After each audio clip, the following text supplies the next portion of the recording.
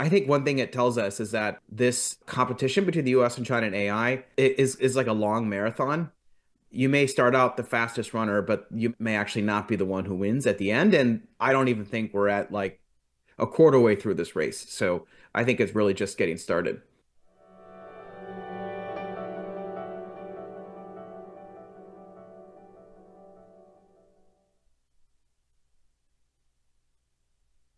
Hello, my name is Lizzi Lee, a fellow on Chinese economy at Asia Society Policy Institute's Center for China Analysis.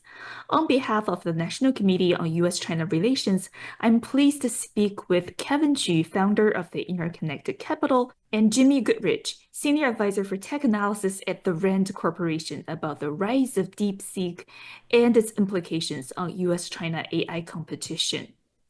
Jimmy, I want to start with the big picture. How should we understand the U.S.-China AI competition right now? What makes DeepSeek's breakthrough such a turning point, not just for the tech world, but also for policymakers? Well, first, it's really good to be here. It's great to be here with the National Committee again. And Kevin, it's great to be on a panel with you. Big fan of your Substack and newsletter and all the work you do. The way I look at it is we've kind of gone through different waves of U.S.-China competition in AI. There was sort of the first wave where China actually was the first to dominate facial recognition at scale. And it was seen worldwide that China was a leader in AI technology. They had SenseTime, iFlyTech, all these innovative companies that were building facial recognition systems. Then we have sort of the second wave, which is now large language models and natural language processing, where companies like OpenAI, Anthropic led in releasing the first models, for a long time had the most powerful models with the most capability. And now in this second wave, what DeepSeek has done has narrowed that gap to almost nothing between the US and China in terms of model and algorithmic capability. I think one thing it tells us is that this competition between the US and China and AI is like a long marathon. You may start out the fastest runner, but you may actually not be the one who wins at the end. And I don't even think we're at like a quarter way through this race. So I think it's really just getting started. Great analogy. Thank you so much, Jimmy. But Kevin, I wanted to turn to sort of the immediate reaction from the tech community and policymakers. From what I read, the tech community, especially the open source community, seems very welcoming of DeepSeek. But policymakers, especially in the US and also in the EU, are sounding the alarm. So why is there such a stark contrast in reactions? Specifically, there's some rumor that, or allegation that DeepSeek actually had access to more than 50K NVIDIA H100 GPUs. What do you make of it? Yeah, first of all, it's great to be here as well. Thank you, Lizzie, and also Jimmy, right back at you. And to get right into your question, Lizzie, we'll separate this into a couple of parts, maybe. First of all, when it comes to the reaction from the tech community in general, not just the open source community, but companies, startups, it is very welcoming because I think that group of people, technologists, builders, and most companies are very welcoming of open source development in general. For those of you who don't track open source very closely, all of our devices, whether it's your laptop, your iPhone, what have you, run 90% of the software runs either on open source or has open source packages included in them. So open source technology is literally everywhere and is the dominant way in which technology, for the most part, gets developed, but also gets spread out and diffused, right? So that reaction, I think, is very predictable, the welcoming reaction.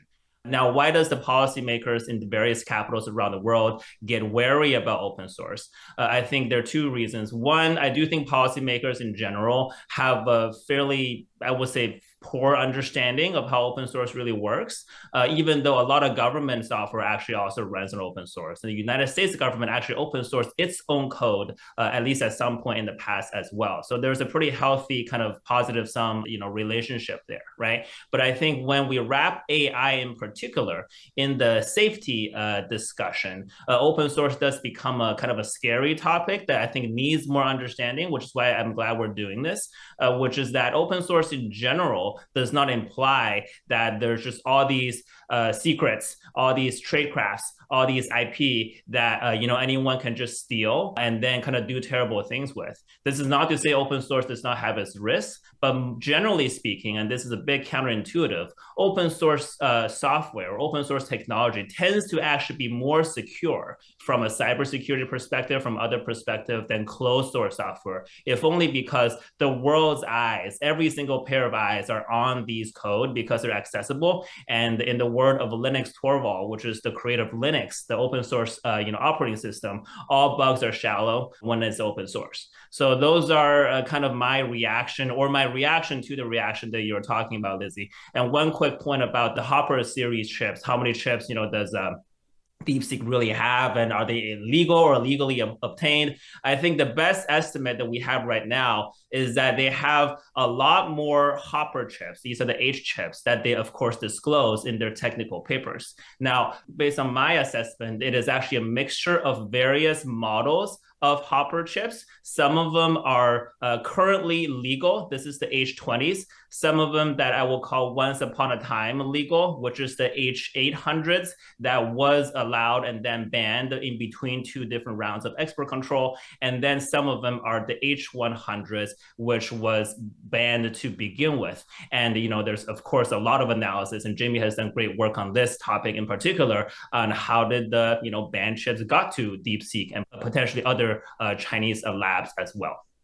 I think the market really had this big panic moment, which was like, oh my gosh, all of a sudden a company or anybody really with a garage and a few hundred, maybe just a few thousand NVIDIA chips can now train the world's most powerful AI algorithms. I think now that the dust has settled, people realize it's more complex than that.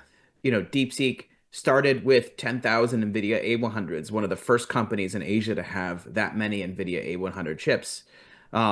They have years of learning and experience on how to do high-performance computing, data center engineering. They've published a number of innovative patents in how they're building their own networking technology for their own data center. And the rumor is they have a much larger Hopper-based data center. We don't know the actual numbers. I've heard 10,000, 50,000. But given how easy it is to smuggle these chips in, and how many other companies around China have these chips, at the minimum, DeepSeek is going to be using some sort of cloud service provider with GPU cloud services, because the key thing that they do is they have their engineers trial and error in their own data center, in others' data centers, to figure out what works and what doesn't. And if you don't have a large computer that has a lot of computing resources available to you, you can't trial and error your way down to that small number of chips that DeepSeek ultimately claims they trained R1 on. So they had to start at the minimum at a much larger foundation to get to that smaller number of chips. Now, people have recreated R1 on very minimal computing resources, but recreate is different than retraining or different from re-inferencing. And so far, we haven't seen anybody been able to do that with a small amount of compute yet. Fantastic. Thank you so much, Jimmy. And that brings us to the question of what's next for export controls. As you know, Senator Josh Hawley recently introduced the Decoupling America's AI Capability from China Act, which seeks to ban both imports of AI technology developed or produced in China and exports of U.S. AI technology to China. So, Jimmy, how feasible do you think this legislation is in practice? And if it were to be enacted, what would be the implications for U.S. and Chinese AI development? Well, some of the policymakers on Capitol Hill, their belief is that there is a gap in current U.S. export controls to China. Remember, in October of 2022, the Biden administration imposed sweeping controls on AI chips and semiconductor manufacturing to the PRC. They then updated that control in October of 2023 and then in December of 2024. So it's been an annual cadence updating. The original control controlled something known as memory bandwidth, but not the processor performance. So what it allowed is companies like NVIDIA and AMD and Intel also built workaround chips to build a chip with high processor performance, but they limited the memory bandwidth. And that was still very good for training. And so for a year, from October of 2022 to 2023, companies were able to get these very effective workaround chips.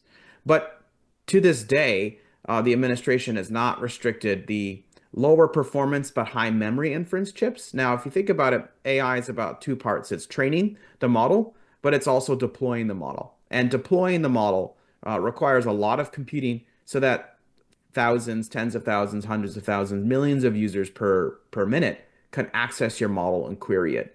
if you've sat there and waited for an answer, or companies might charge you a higher price to get you a faster response, that's because you're using more compute. And so to be a winner in AI, it's not just about training the best algorithm, but diffusing it in your economy, and diffusion is a scale game. And so what the policymakers have called for is that the chips specific for inference to be restricted for sale to China.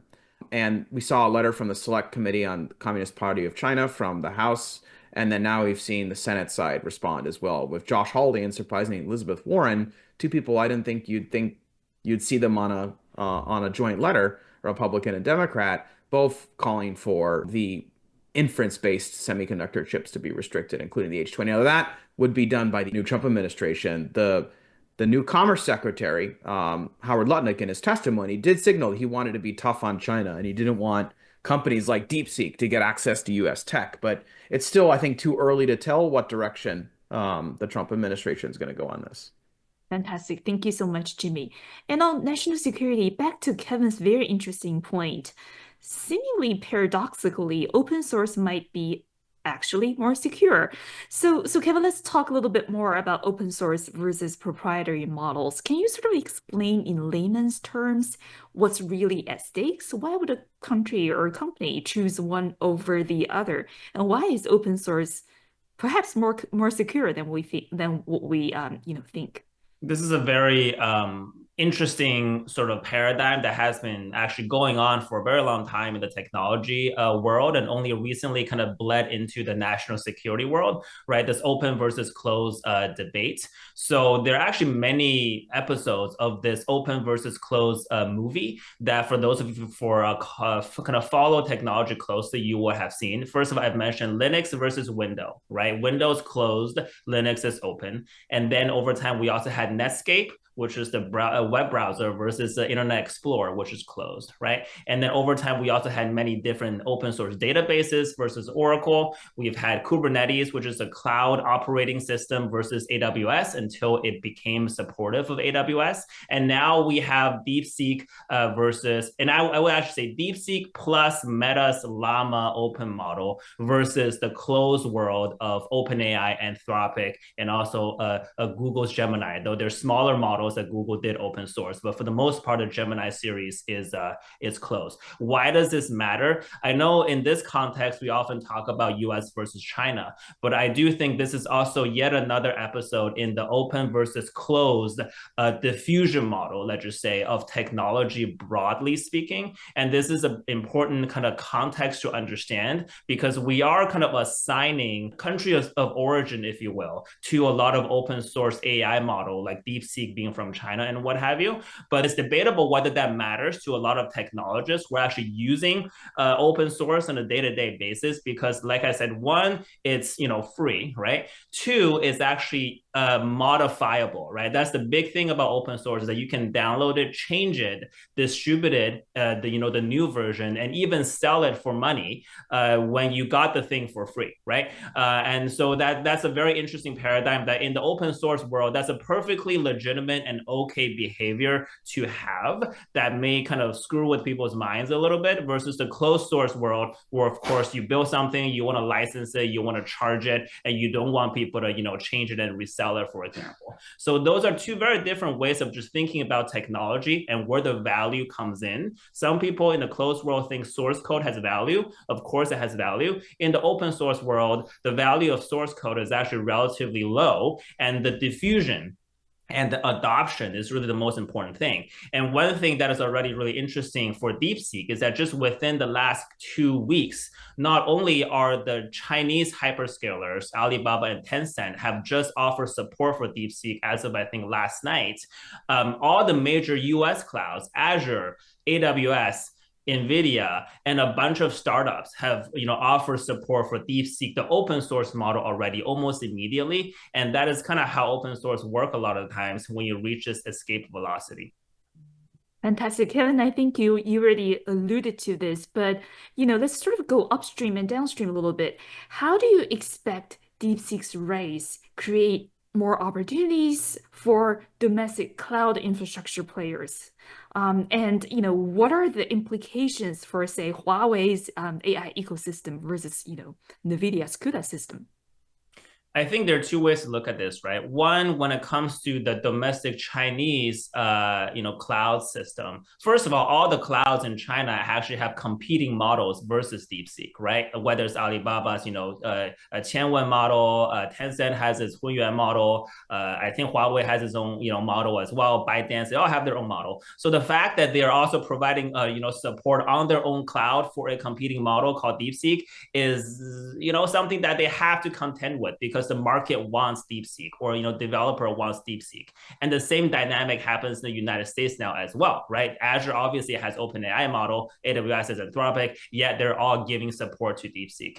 And when it comes to diffusion, that is just a very natural thing, like I mentioned. Now, when it comes to Huawei, this goes back to actually what Jimmy was saying just now, which is that Huawei's current, best quality or the most capable chips, the Ascend series, going from the B series now to the C series, is still by most measures not nearly as capable as the NVIDIA Blackwell product that's being rolled out. It may be comparable to some versions of the Hopper series, but what we do know probably for sure is that it's probably pretty good at providing inference or delivering inference workload at a very capable and also cost-effective capacity. And if the paradigm of improving model, this is the reasoning model like R1, like the O series from OpenAI, is going to be able to rely on inference workload or post-training workload to actually keep on improving itself and not have to rely on the kind of the classic pre-training capability as much, then I do think there is a scenario where the Huawei series of chips becomes much more important, I think, in the improvement process of AI over time, which, is still in the early innings. But I think that's something that's very important to watch out for, especially if we combine it with a potentially new set of policy from the United States where additional export control will be implemented. So there are even less U.S. chips being exported to China, however, jerry-rigged they might be to begin with.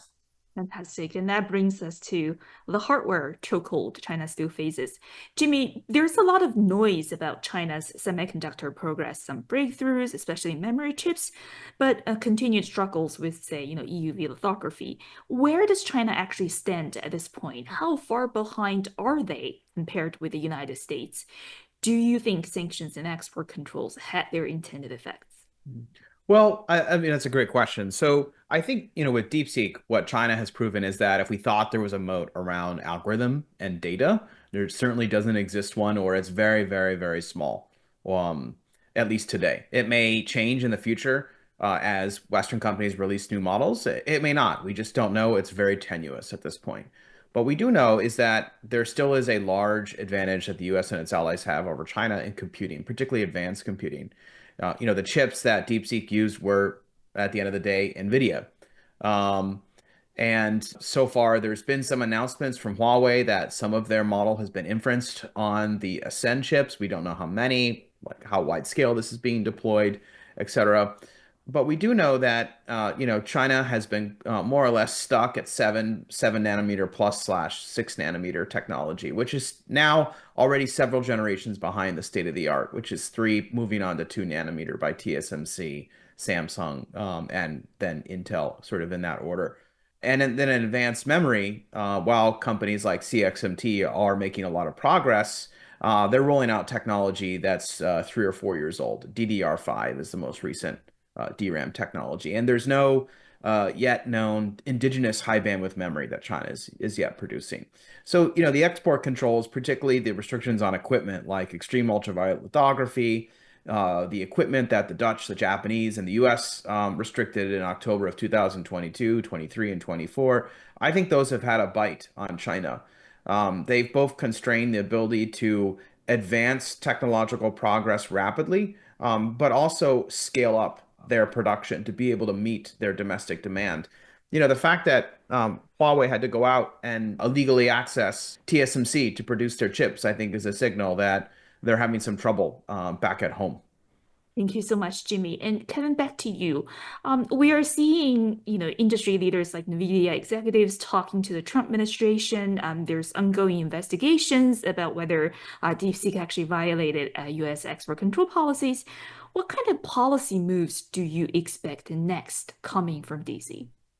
From DC? Well, I think Jimmy kind of alluded to this, and from your previous question too, right? I think DeepSeek has perhaps put a policy conversation that's already very lively, let's just say, into overdrive, because it's no longer just kind of a niche DC export control tech policy issue anymore, right? I'm sure Jimmy and Lizzie, all of us have gotten texts and calls from members of our friends or family in the last couple of weeks who do not follow AI, do not work in tech policy, be like, what is this DeepSeek thing? Tell me more about it. The market has obviously experienced this huge volatility because of DeepSeek's entrance onto the scene. So there's now a broader popular appeal, if you will, to what is happening with open source AI versus closed AI, DeepSeek versus, other models and what have you.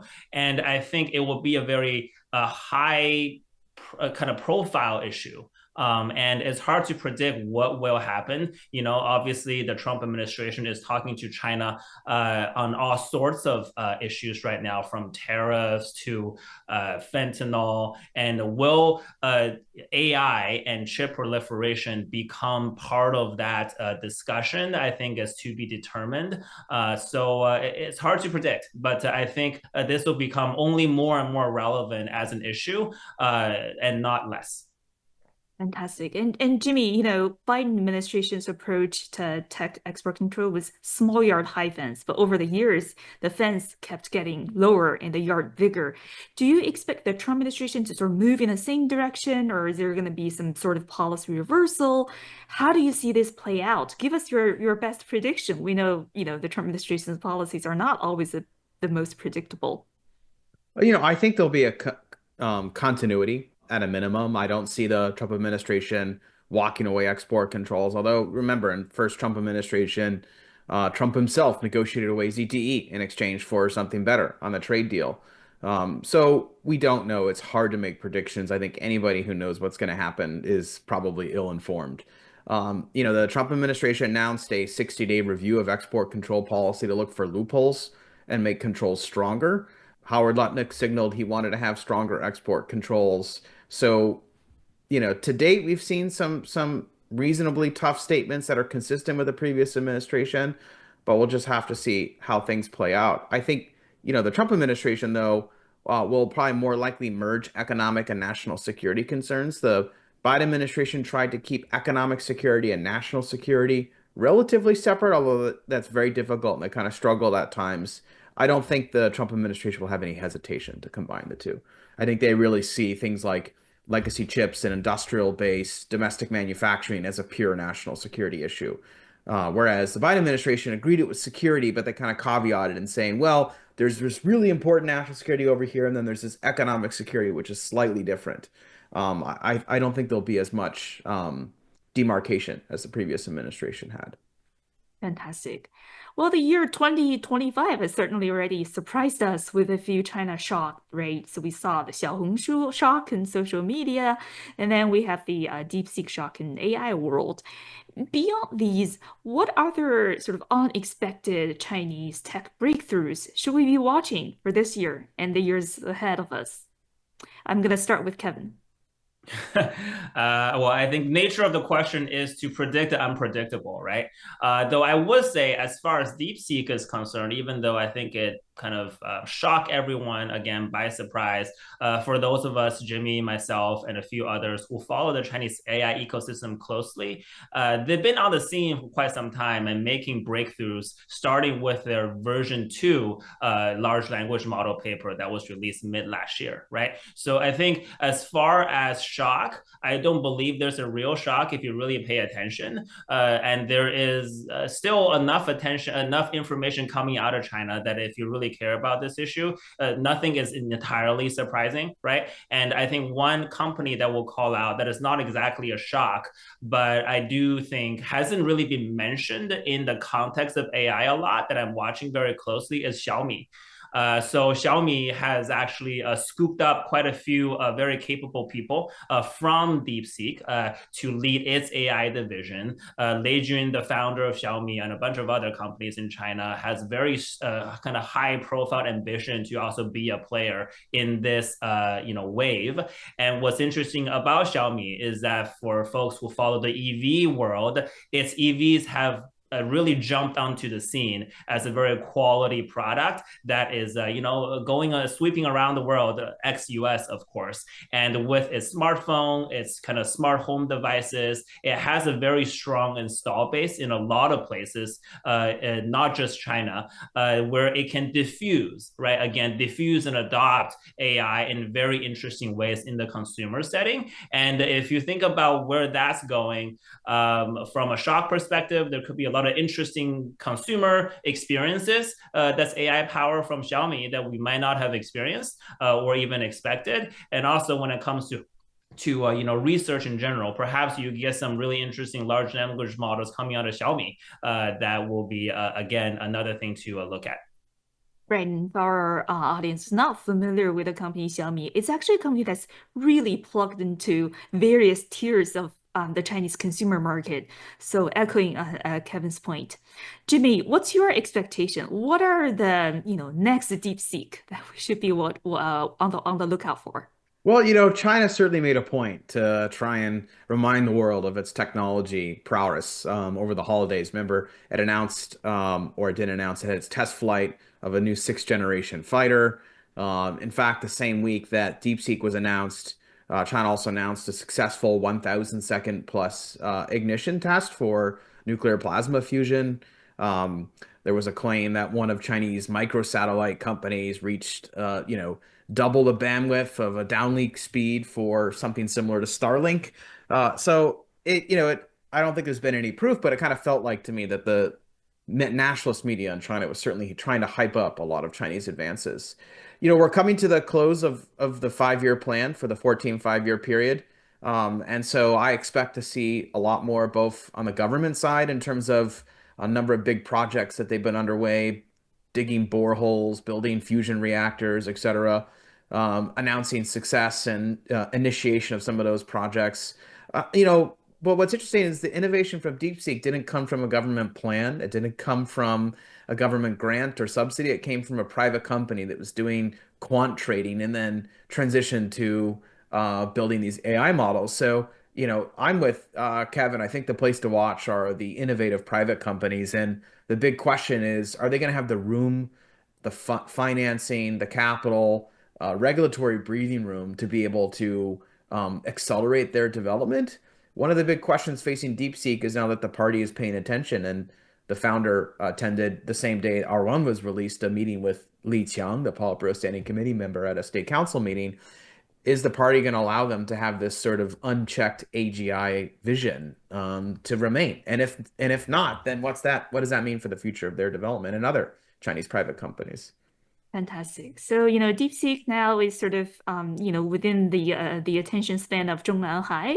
Probably it's going to get more resources, but is it going to stay open? Do Chinese policymakers actually understand open source? Those are the questions I have. This has been a terrific discussion. Thank you to you both. Unfortunately, we have run out of time. Today's discussion is very insightful. I certainly learned a lot. Thank you for sharing your insights on DeepSeek and also the future of U.S. China AI race. If you enjoyed it, we hope you will join us for future national community programs.